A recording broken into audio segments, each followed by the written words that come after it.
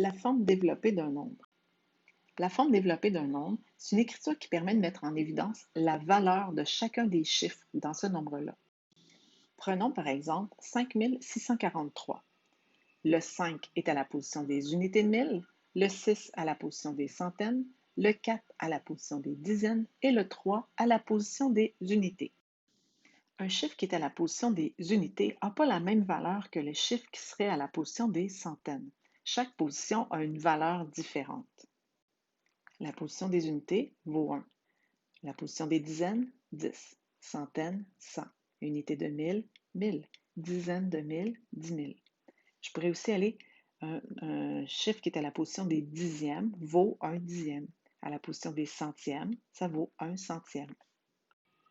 Pour mettre en évidence la valeur de chacun des chiffres, le 5 qui est à la position des unités de 1000, il vaut 5000. Le 6 à la position des centaines, il vaut 600.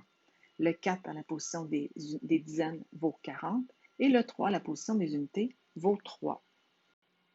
Si j'additionne le 5000 plus le 600 plus le 40 plus le 3, je vais obtenir 5643. J'ai développé le nombre. Ici, c'est ce qu'on appelle la forme additive. Le 5 qui est à la position des unités de 1000, c'est 5000, mais c'est aussi 5 fois la valeur 1000 de cette position-là. Le 6, ça veut dire que c'est 6 fois la valeur de sa position, 6 fois 100.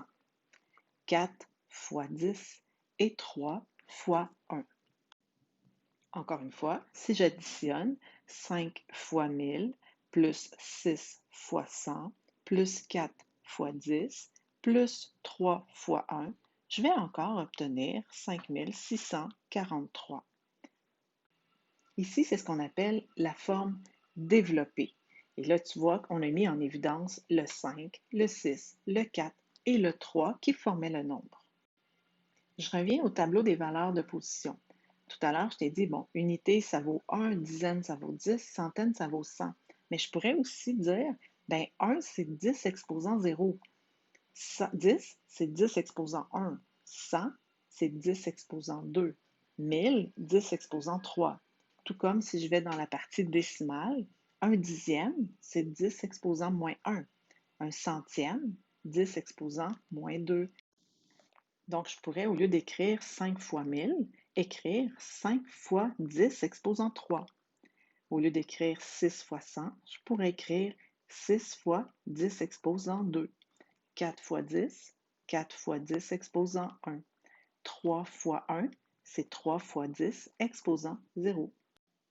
Si j'additionne tout ça, ça me redonne encore une fois le nombre 5643.